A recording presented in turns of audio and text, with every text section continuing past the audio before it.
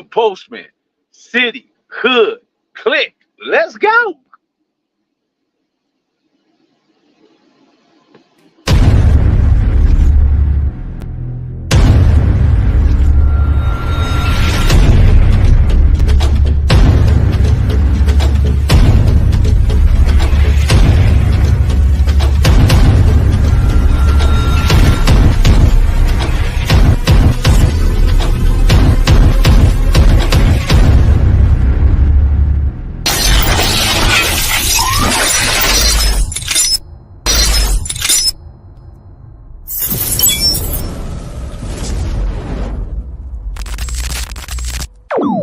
About humanity, putting truth in these lines while they busy feeding lies.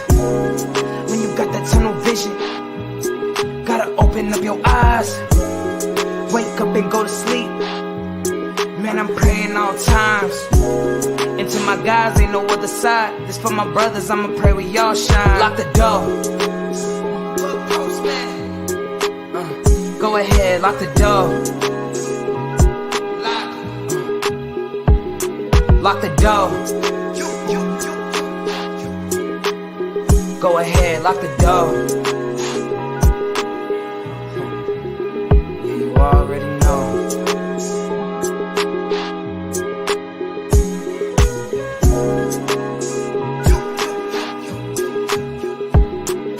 Depending on the lessons, some people eat, some people learn. But the game is going to send you a big.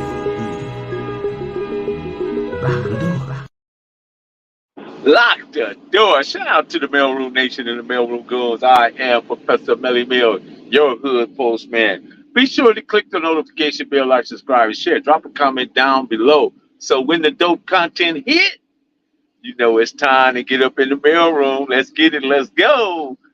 You can go anywhere in the world and get a couple of lies, but you come right here to get the truth.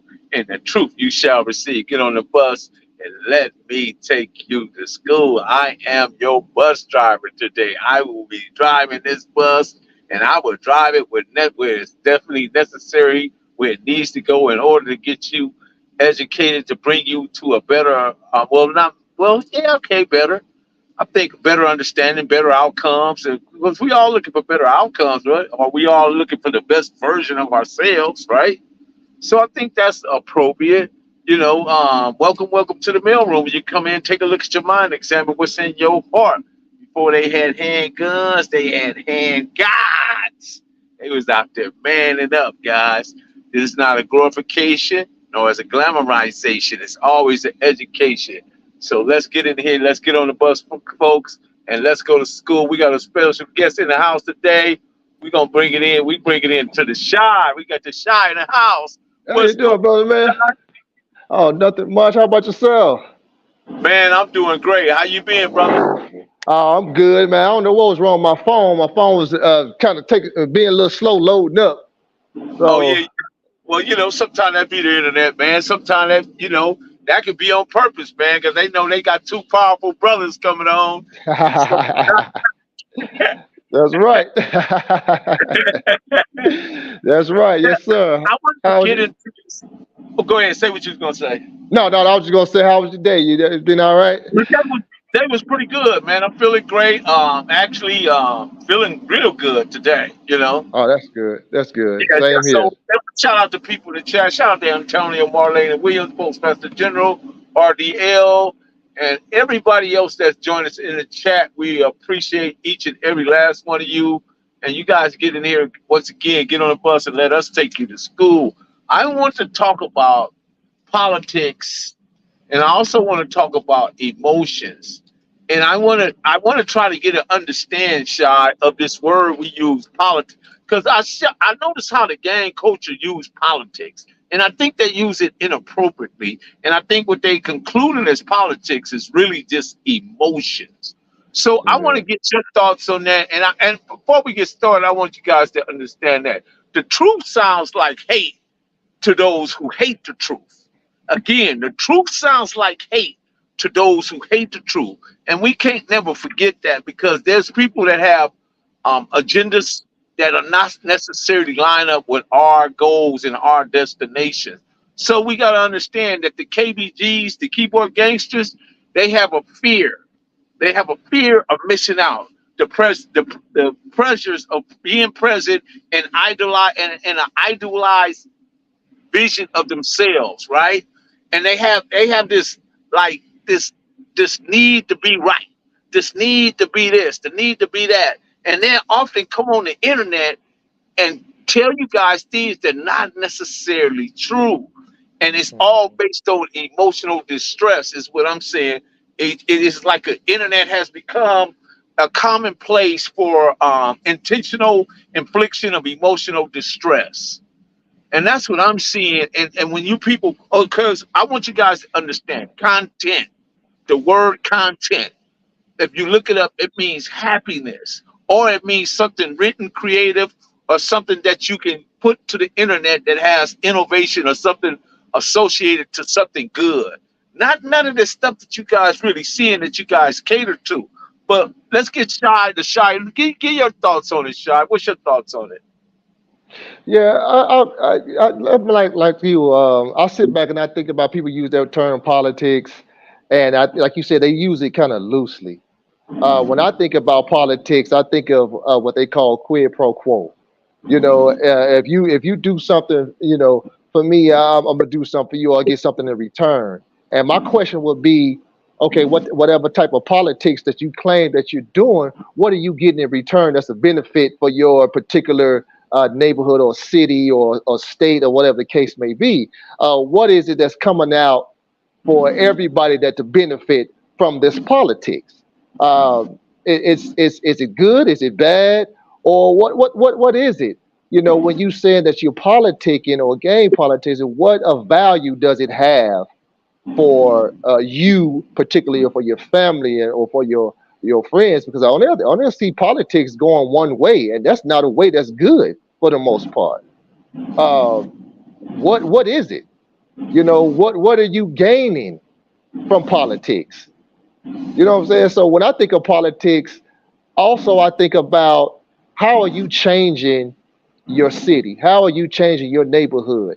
Are you going to meetings? Are you getting stop signs, or are you getting potholes filled? Or are you changing laws when I think of politics? So this term politics, it definitely is used loosely. And I know you have a bunch of people saying, well, it ain't that deep, it ain't that deep. Well, to me, it is that deep because as you get older, you start to see things a little differently. So you start to wonder, okay, if all of these things are so powerful and you making an impact, then long term, how does it impact where you claim that you love, or where do you stay, or your kids' future? How is it going to affect their future with these politics that many people claim that they're participating in? That will always be my question of the term politics. How does it benefit in the right way? Yeah, rightly so, because people got to understand there's a difference between a moment and a movement. Mm, A movement requires sacrifice, and some aren't willing to sacrifice. They rely on others to do it. So when you see people playing out politics on the internet, guys, they use the internet as a sounding board to vocalize what they're trying to say, and also use you as a mechanism to trigger a reaction. And they're hoping that whatever they're saying is going to trigger you to go out to take care of whatever they're thinking, or whatever, or however they feel about it. So politics and nationality is an activity of a governance. It is a governance of a body, a state of a government. Other words, something that you have power over. I don't think gangs really have a power. I don't care. I mean, I know how the BDs and the GDs are set up where they have governors and lieutenants and different things. They have titles. It's a little more organized over there. I can see where they would utilize that particular word in that setting because they actually have roles to play. But in Damu and Kiwe, there's no such role. So I think that when they start using like ops, I think that word came out of Chicago, if I'm not mistaken.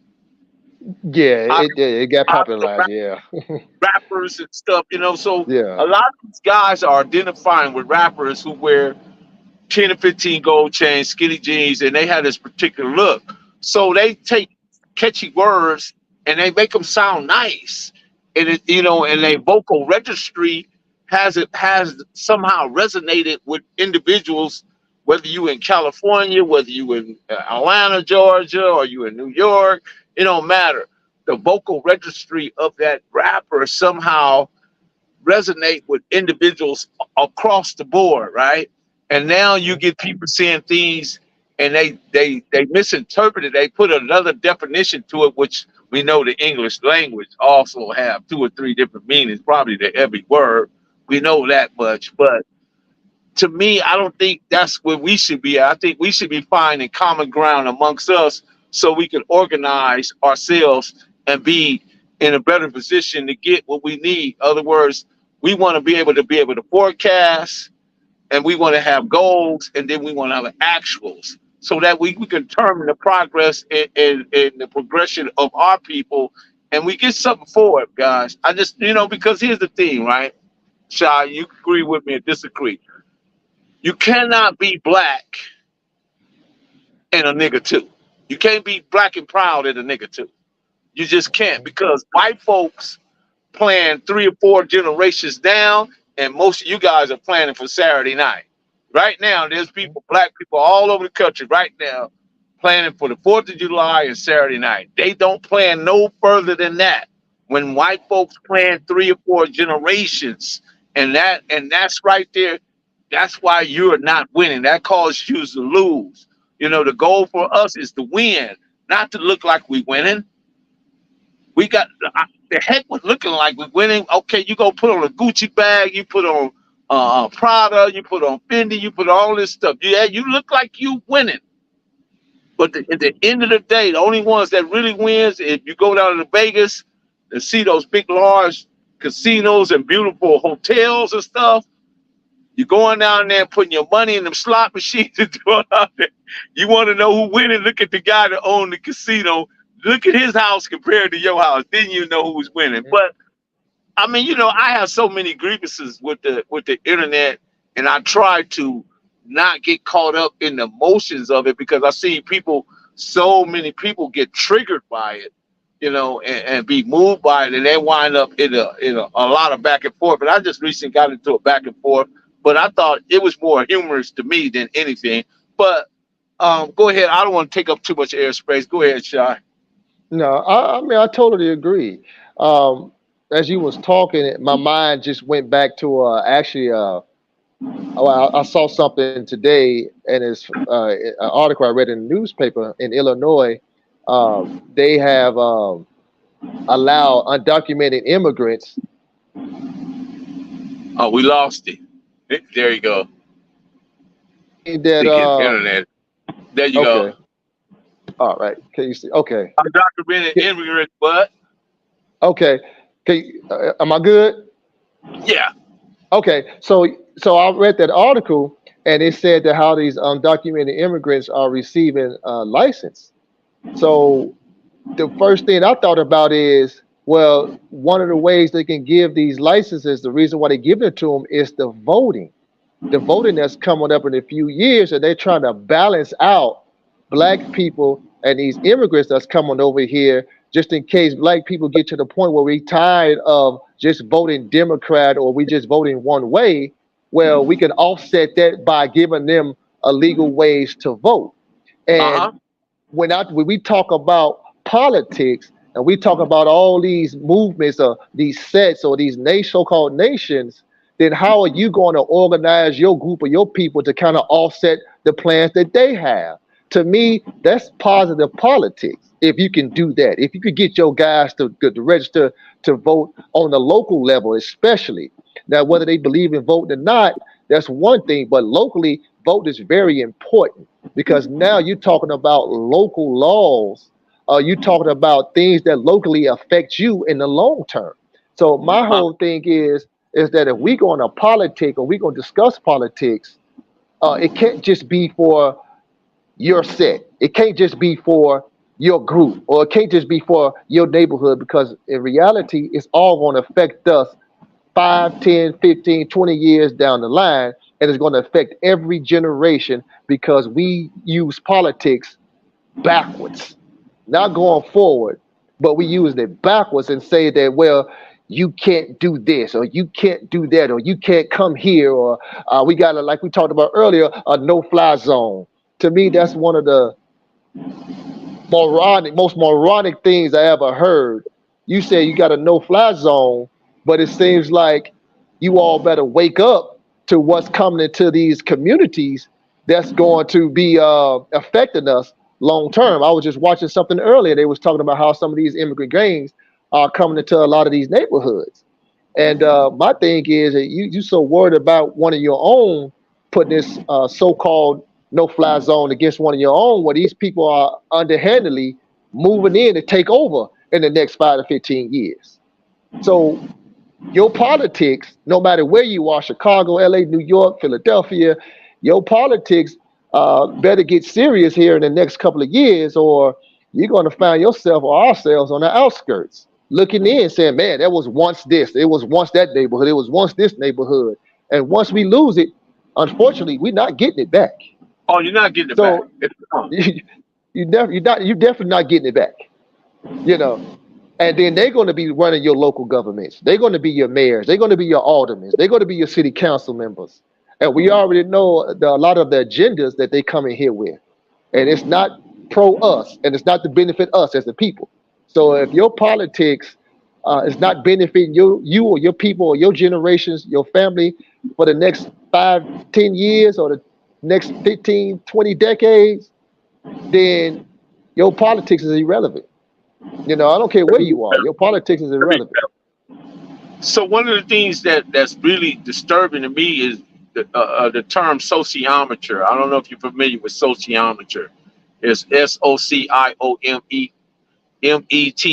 sociometer. Sociometer is a self-esteem, is a psychological gauge of degree which people perceive that they're socially accepted and rationally valued. And they find you got people that is more interested in being socially accepted on Instagram, YouTube, Snapchat, but not in the physical world. They don't want to even interact in the physical world, because back to what you're saying, we have to shout out to the saying, we have to get out and find a way and get out to become and vote. Make sure our vote count for us. We get something for our vote, and quit voting for just any old and everybody. That is important. And we far too long have we been doing it. We've been voting too loose, man. And we don't really understand. And that's why I tell you, our people don't understand politics, because they're using politics for game terminology, and that's as far as it goes. But the politics in the real world that's playing out is undermining, undervaluing, underestimating your culture. You know, you're not winning, you're losing. And right, and these people are taking over these communities and interjecting other cultures into it. Right, you're gonna find a little Asia or a little India right in the black community where all the black people shop. And right now, people don't even know. I'm gonna see how many people know this, that right now the hotbed for HIV is Houston, Texas. The hotbed, I'm gonna say that again. The hotbed for HIV is Houston, Texas. So what has happened? There's been a large population of black people that has migrated to Houston, Texas. There's people that's left California that moved to Houston, Texas. There's just alarming a lot of people that's left California to move to Houston, Texas. Even some of the people that was in Atlanta, Georgia, moved to Houston, Texas. So there's a lot of people going to Houston, Texas.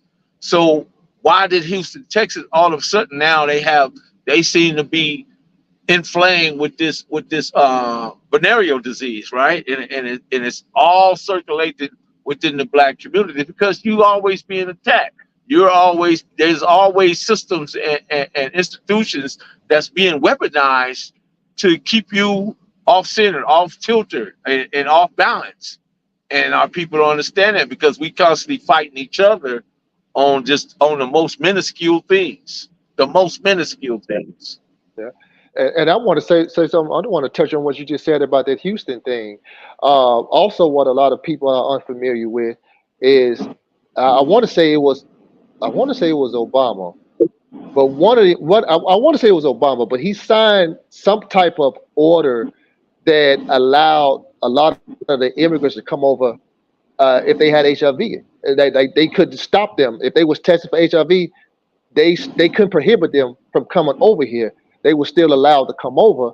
And of course, one of the major Texas cities that a lot of them are going to is also Houston, Texas. So that could also be the explanation of why that AIDS or HIV thing exploded, because of a lot of them were allowed to migrate to Houston, Texas without being checked from wherever it is they migrated from.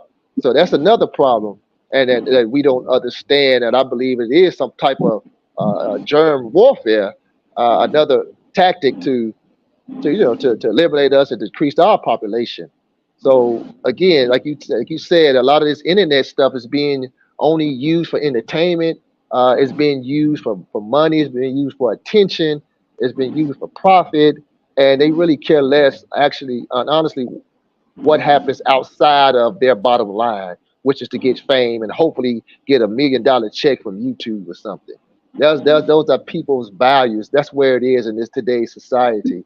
And as you said, it goes back to want to be seen. It goes Yeah, back to you're want to be right. heard.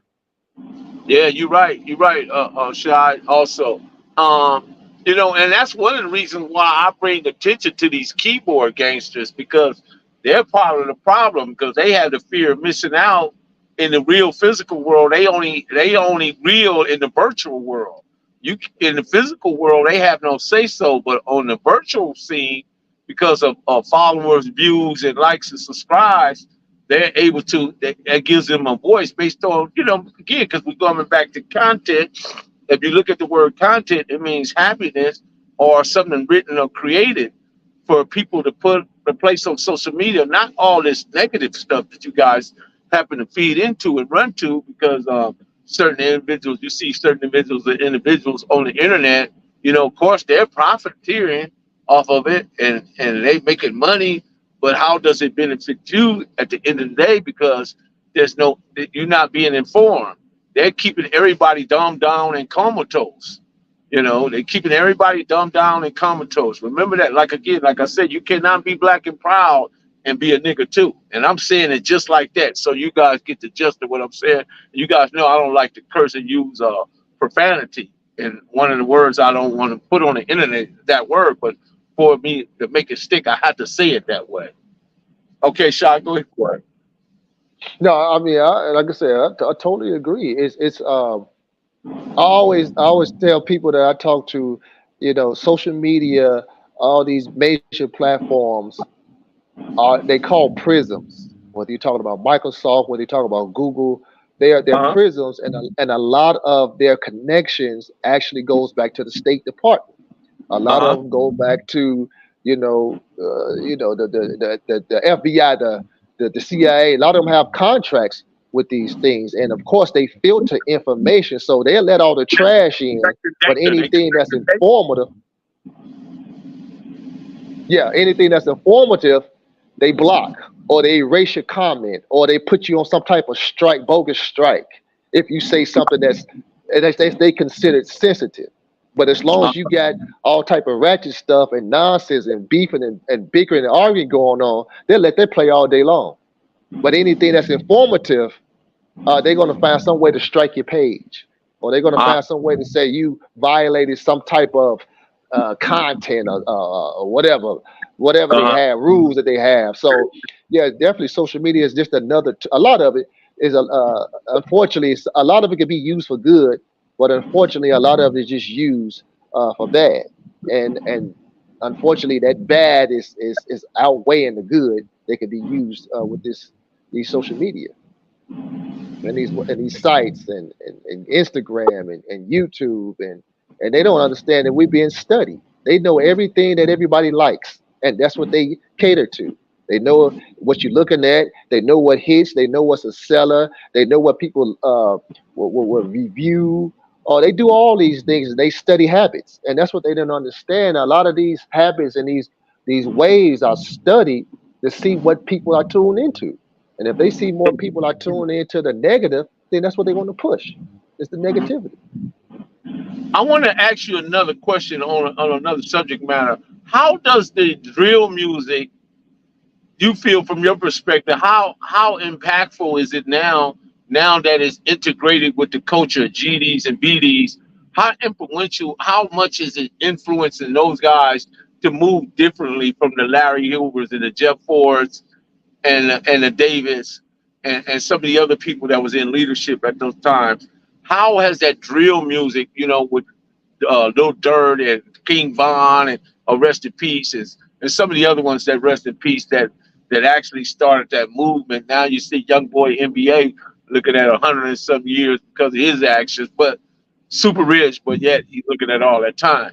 But how did you feel that culture, um, like interjected maybe a cancer into the GD and the BD format? I think it had a very negative effect, and I think the guy who actually started, I don't think that he really intended to get this far, but unfortunately, that form of music was just kind of like a microcosm of what was really going on in the neighborhoods at that particular time. They just put it to music. A lot of those guys that were claiming those nations uh, began to. I'll put it like this: you had some blocks that were actually control. I won't say control. I won't say control, but ran where there's a 1 or 2 block radius by 17-year-old guys. So this 17-year-old guy was somebody that these other young guys looked up to, while the older guys were either locked up or they just quit altogether. And the younger generation began to take over some of these nations. And of course, when you have the music and when you have the internet, it just makes for an explosion of negativity. And I think that's what drill music has done. They was doing stuff that I've never seen before, bragging about killings and bragging about this and bragging about going to do this to these And persons. all different stuff, yeah. Yeah, so to me that was something new because I never knew guys bragged about that stuff. But when I started seeing it through the music and seeing it in music videos, some of those guys were actually doing a lot of stuff that they were rapping about. That's what made it so crazy. And of course, it watered down so many different concepts. And even some of the guys who came out to try to reverse a lot of this stuff, unfortunately, a lot of those older guys end up getting wiped out. So it created a vacuum. Of course, the arrest and the bus created a vacuum in the streets. And when you put a negative soundtrack to that, this is what we get. These are the results. We get a lot of young boys who don't have no guidance, who don't have no man in their life, unfortunately, and that's how they conduct themselves throughout their neighborhoods. Social media has provided a platform to want them to prove themselves, to show how tough they are. I got to get back, and I got to do this, I got to do that, and not understanding the detriment that is causing for generations to come. And that's one of the ways how it affects a lot of the street organizations here is that unfortunately a lot of these young guys have become the chief, so to speak, and the older guys who want them to go through a different route, they kind of like push to the outskirts. And I really believe that was the intent because some of these guys were falsely accused. Although, yeah, they might have been the chiefs and the governors or whatever, but the time that they gave a lot of these guys, I see some of these cartel members, they're not getting as much time as some of these so-called leaders get. These gang leaders are getting. These guys selling, these cartel members, they getting 5, 6, 10 years where they getting these gang leaders life. Uh-huh. So that's just my observation of how the drill music has really affected and integrated with the streets. A lot of those guys who may have started off young but began to see what was really going on and wanted to change, and the minute they wanted to change, they got snatched up off the streets.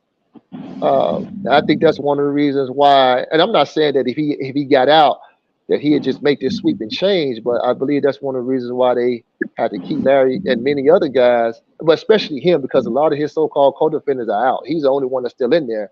It's because his ability to force have guys to go down there to downtown and register to vote and really show their political power. And you really can't have that type of movement especially when it's coming from a black man who has that influence on a lot of guys. They just can't have that in city politics, especially in Chicago.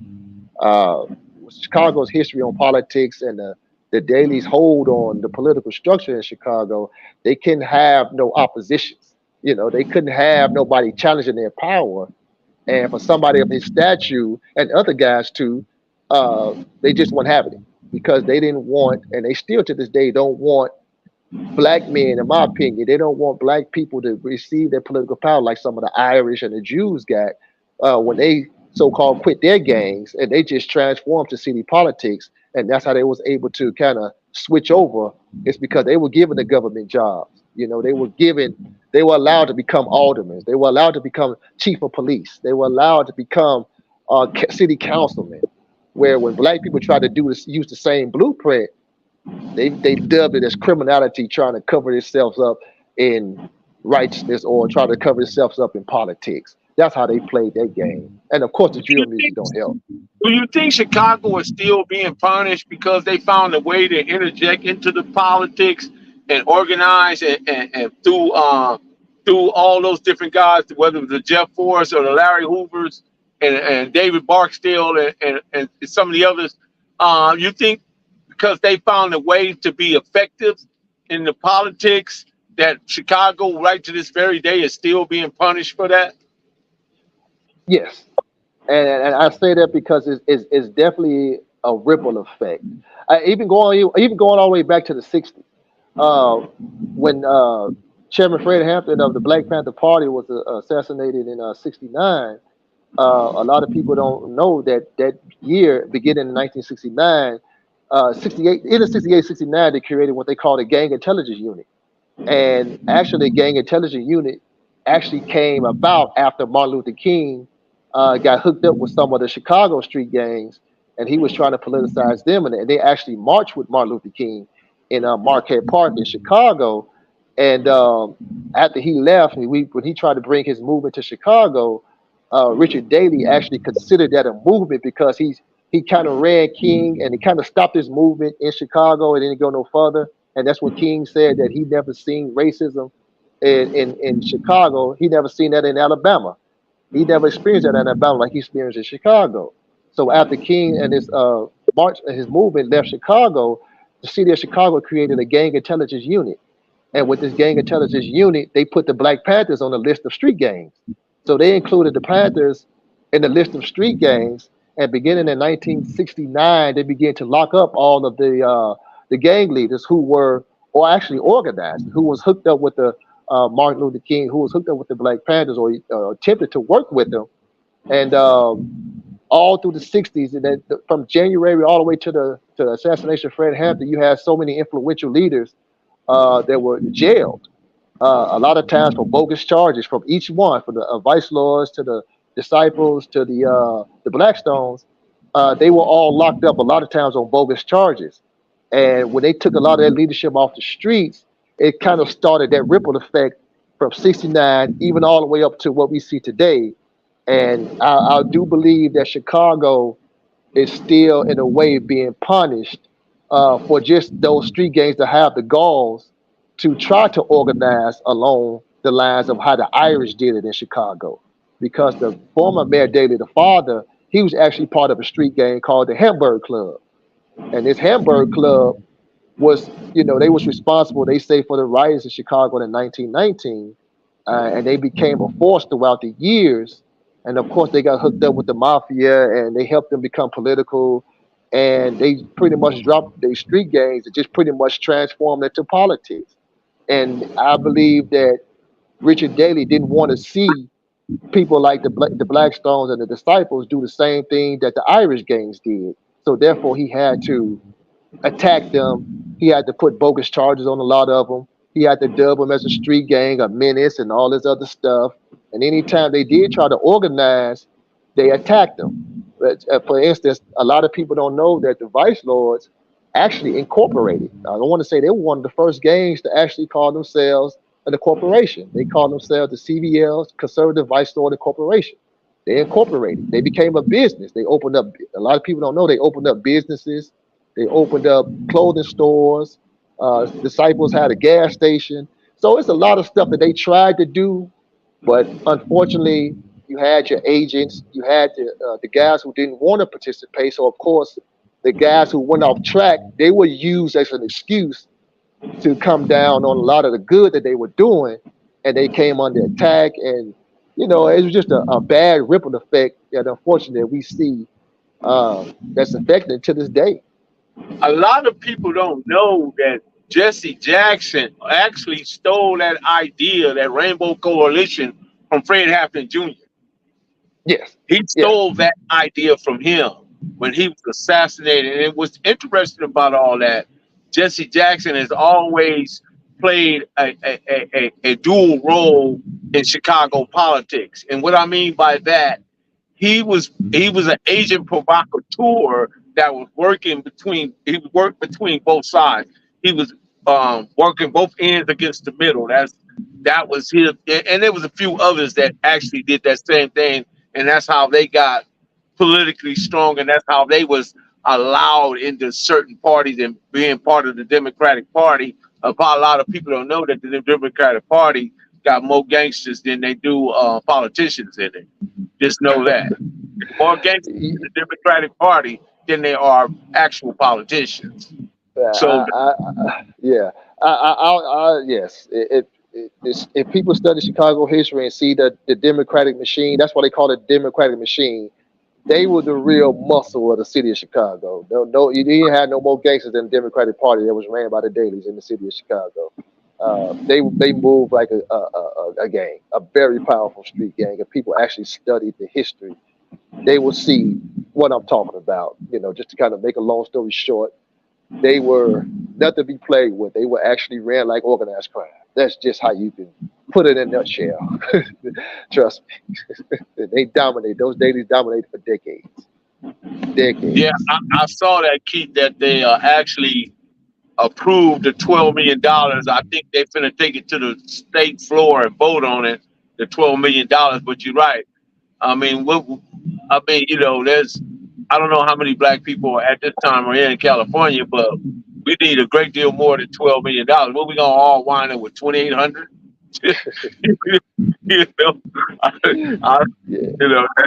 you're right. That is an insult, But and that's why I will go back to my earlier comments when I talked about the reason why we're in the condition that we're in is that we follow systems.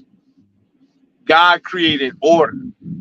And if we go back to order, then we'll find ourselves and we'll find our purpose and we'll begin to live to what our full potential is. But right now, as long as we keep following institutions and systems, they're all are constructs. They're all constructs.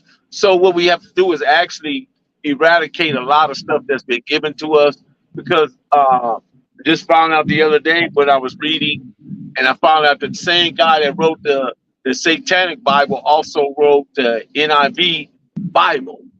The same guy that published the Satanic Bible also published the NIV.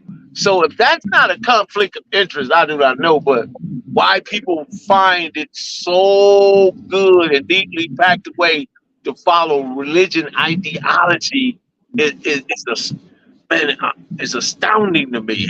How they miss certain things about it and how they miss how even the politics they send church and politics and state are separated. They are not separated. If you goofy, you believe that. But if you paying attention, you know better, But but coming back to the Chicago politics, so David Barksdale, what was David Barksdale? He was a disciple. He was a disciple. Yeah, he was a disciple. A lot of people say they originally started as a devil's disciple, but It's actually a good book that's out by a brother named Lance Williams. It's called King David and Boss Daily.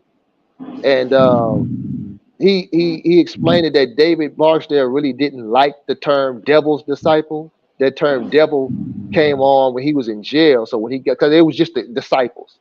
But when he came out of jail, they had a name on in front of it called the devil's disciple. They always said that David Barksdale didn't like that term devil. And disciple, of course, was this another guy named Longstreet. He kind of was reading the Bible and he just liked the term disciple. So that's kind of where the term disciple came from. And then somebody else added on devils in front of it. Well, Barksdale was always a disciple. He really didn't, like I said, he really didn't put too much emphasis on the devil part.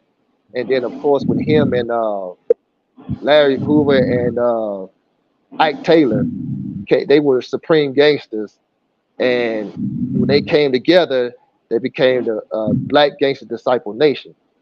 So that's kind of where that whole coalition came from with them. But originally, David Barksdale was a disciple. Got it. Before the merger between them and the Supreme Gangster. So something happened in there to where somebody came concerned, disenchanted, didn't like the flow or didn't like the direction. So at some point, David Barksdale was, I don't know, I remember the story, but I don't remember the details of how he, kind of like how he left, wasn't necessarily really like on some natural stuff. It was might have been, some underhanded stuff. If I'm correct me if I'm wrong. Yeah, it was the, well, I feel like after Barksdale died, that's when things kind of fell apart. You had guys coming in with different philosophies.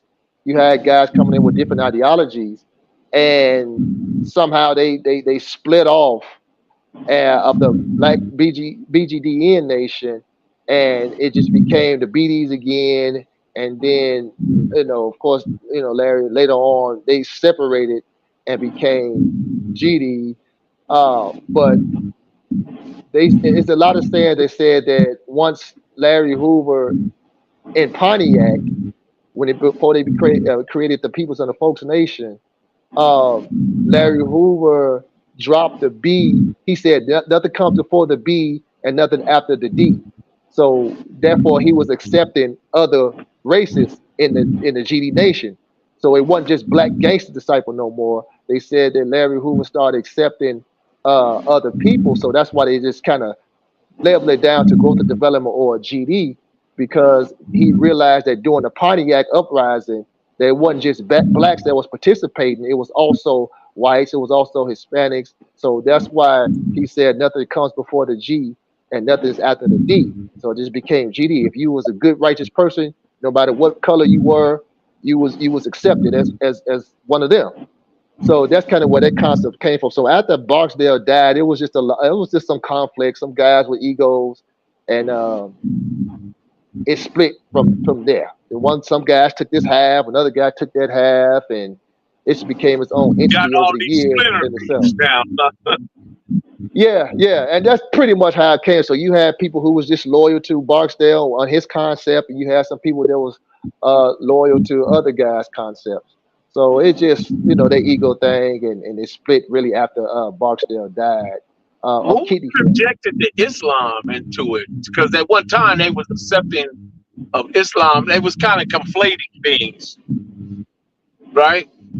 Yeah, like I said, a lot of that came later. A lot of the guys started studying Islam, of course, in jail, and they kind of implemented it through their literature throughout the jails and do it throughout the streets. So, of course, again, you have some guys who agree with it. It was almost like with the Blackstones. A lot of people don't realize the Blackstones were people who were Christians originally. When they were the Blackstone Rangers, a lot of the guys were actually of the Christian belief. They practiced Christianity. But when Jeff Ford went to jail and he came out, I think he went to jail in '69 and he came out in like '76. That's when he had this concept of El Rookin. So a lot of guys didn't like that. They said they didn't want the hats and all that different stuff. Yeah, because he had the Fulani hats on, and that goes back to the the West African Islamic hats they used to wear. It's the Fulani hat that he used to wear, and that's when he started implementing a lot of more science Islamic teaching. When he came out in '76 and said that everybody better drop Blackstone or else, basically. So it's a lot of groups that said, well, we still Blackstones. We don't care what you say. So of course Get that kind down of and get caused the rolled on. conflict. I put that get down and get rolled on. Yeah, basically, yeah. He said that you will roll with us, you roll with us. You don't, we go roll right over you. And Yeah, that was there you pretty much the go. concept. You either go roll with us, or we gonna roll right over you. So so when he introduced that concept in like '76, a lot of people wasn't with it because they didn't practice Islam. So some went with it, some didn't. So of course that caused a lot of internal conflict. And they had some internal wars between different Blackstone sets. Especially the Titanic stones. It was a prominent set. It still is to a degree today, but it was a prominent set back then that kind of resisted Jeff Ford and this whole Islamic El Rukin push. That was kind of like that concept. So a lot of concepts was introduced when they was in prison, and they tried to introduce the literature and the ideology. Kind of when they got out, like I said, some guys was with it, some guys wasn't. So it kind of like, what you gonna do? They was like, we put in work for the Stones. We ain't no Muslims. We ain't this, and we don't want to follow that. And that was kind of one of the things that was one of the main members of the Black Stones is Mickey Cogwell. That's what they named the game Mickey Cobra's after, because he was a Cobra. He was a Cobra Stone, which was one of the biggest sets within the Black Stone Nation. He was one of the biggest. They say he was one of the most intelligent. He was the face when Jeff Ford was in jail. He kind of took over and ran things, but when he got out, he didn't like it. So it's a lot of speculation of how he got killed. Some people said it was the Blackstone. Some people said it was the mafia, because he was actually organizing unions. He was actually into unions, and they said he was So the Mickey last. Conway was organizing union. Yeah, Mickey Cogwell was the organized McDonald unions. He was really getting into like really serious organized crime. Like he was trying to take the Blackstones on a different path, like a real version of Black Chicago organized crime. He was getting, like I said, he was getting into unions. He was getting into so many big things, politics.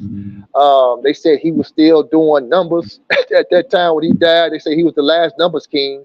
So he was really one of the most influential Blackstones that a lot of people really don't talk about, because when you think of Blackstone, you think about Eugene Harrison or Chief Bull, you think about Jeff Ford.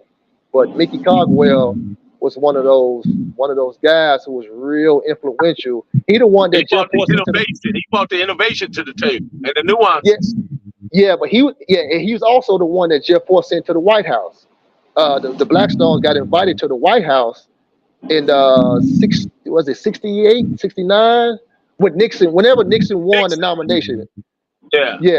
He Mickey Cogwell was the one that represented the Blackstones at the White House party. So that's how close they were to politics in Chicago. And Mickey Cogwell was one of those faces that they used as pretty much the face who's gonna speak for us, and he was the ambassador, so to speak. But he ended up getting eliminated in I want to say in 76, 77. And it's still a mystery to this day. Nobody's ever been caught. But like I said, there's a lot of speculation. And that's interesting, because every time somebody from the streets go to the White House, man, and within a year or so, they don't do too well. Yeah, exactly. So we don't know. Like I said, people never found out. Like I said, some people say it was Jeff. That's why the Mickey Cobras split off from the Blackstones and became their own group, and they call themselves the Mickey Cobras to this day.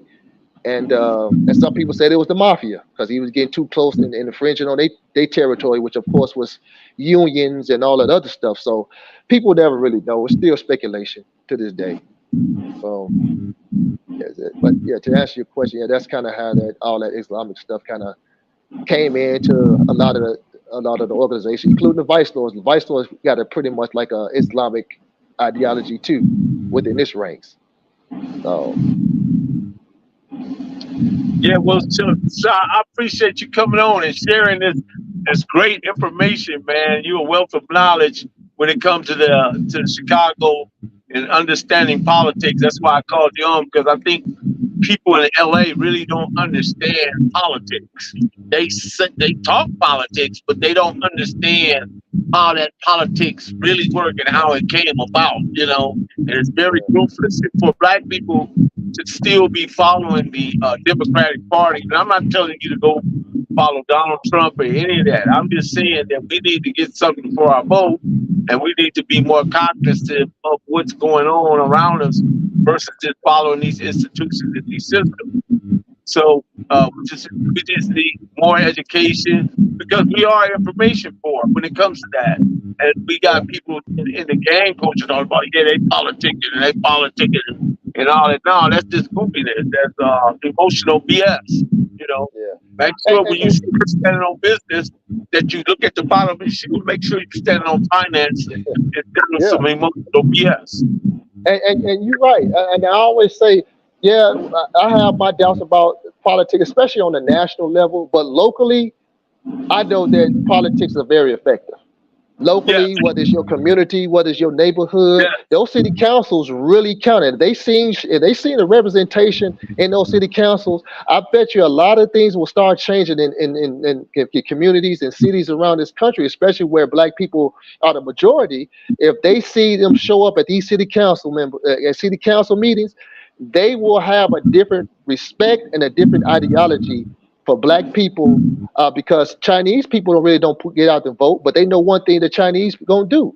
The Chinese gonna use their finances, they're gonna use their money to drive politics in their favor. And if black people get that concept, I think that black people will be much better in all major cities: Detroit, Chicago, LA, South Central, whatever.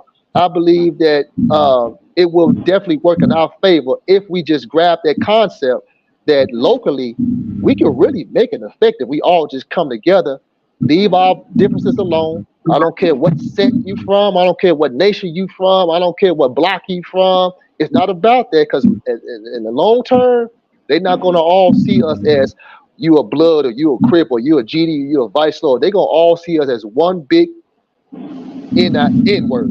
That's how they look at us. I don't care if you're from Chicago. I don't care if you're from Texas, Idaho, wherever you from. Y'all are one big N word. that's it. And that's how they look at us. And we cannot be black and proud and niggas too. That's Exactly. just you can't do that. You gotta get away from that. Well, I Exactly. appreciate you, Ty. Until the next time, salute to you and family. Continue to be good and do well, and just be the best version of yourself, bro. I All right, appreciate you. appreciate Same to you. I appreciate this opportunity, brother. Yeah, you're welcome, bro. You have a good night. Be contacted. All right. All right, brother. Shout out to the Shy guys. It was amazing having him on. Man, how many of you guys been watching when Rick Ross got whooped over there in Canada? Did you guys see that? Was he running?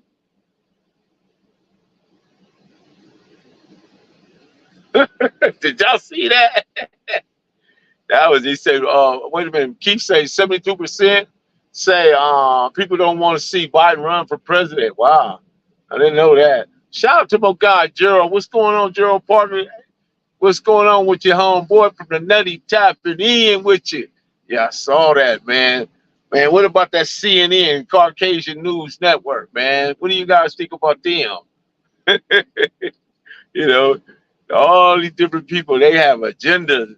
They have so many motives and hidden agendas that we don't necessarily all understand. We just know that they on the internet or on the cable channels piping, saying this and that, But yeah, but man, don't mind me, just watch it. Well, shout out to Stan the Man, shout out to Keith, shout out to Marlon Williams, Postmaster General, and shout out to everybody, RDL, everybody that joined us for this. I appreciate each and every last one of you guys. Sometimes we talk politics, sometimes we talk streets, sometimes we just talk about books or whatever. But at the end of the day, we got to get up. We gotta be in a circle of knowledge, a circle of information. Because sometimes things will be out of your circle of awareness, and I have to bring attention to it. Because we don't always want to talk about gang banging. Gang banging is about that small, very small, but yet people are drawn to it. They're fascinated by it, you know, and they believe somehow that's what make the world go around in black communities, you know, but it's not it, bro. It's just not it. You know, that's a bunch of nonsense. It's a bunch of nonsense, and it's tied to too many. It's tied to too much black death and degradation and misogyny and all the other things that go along with that. We gotta get up out of those mindsets. So once again, I appreciate each and every last one of you. I am Professor Melly Bell, the Hood Postman. Let your entry be by the gate in truth and honor. And likewise, let your exit be by the gate of truth and honor, and have somebody that grant you an authority to guide you in the time of need, in the most critical hour of need. Make sure there's something there that can give you proper instructions. And I don't know what that is, and I don't know what it looks like for you or the next person. I'm not gonna categorize it. Whatever it is, believe in it and do what you gotta do. But always increase yourself in intellect, wisdom, knowledge, and understanding. Purify your mind and purify your heart. With that being said, don't mind me, just watch it. But go ahead and lock that door. Cali Finest, baby. Proof of grind all the time. Music money. Got a dollar sign. Hub City. I'm a street nigga. Streets fuck with me. I'ma keep pushing products till the feds get me. It's guap off top. Diamond Cartier. That nigga wall won't give a broke bitch the time of day. They see me climbing, they see me shining. That's hard work, proof of grinding. New money got me tipping in that 550. Ali, bad man, and I'm so pretty. I got that tech with me, that's my hater sprayer. Go big, grind now, nigga, play later. What can I say? I'm addicted to this paper stacking, and I don't talk about it, I just make it happen. Word on the block is that my shit go. Reach for the low. Lock the door, because we are gone.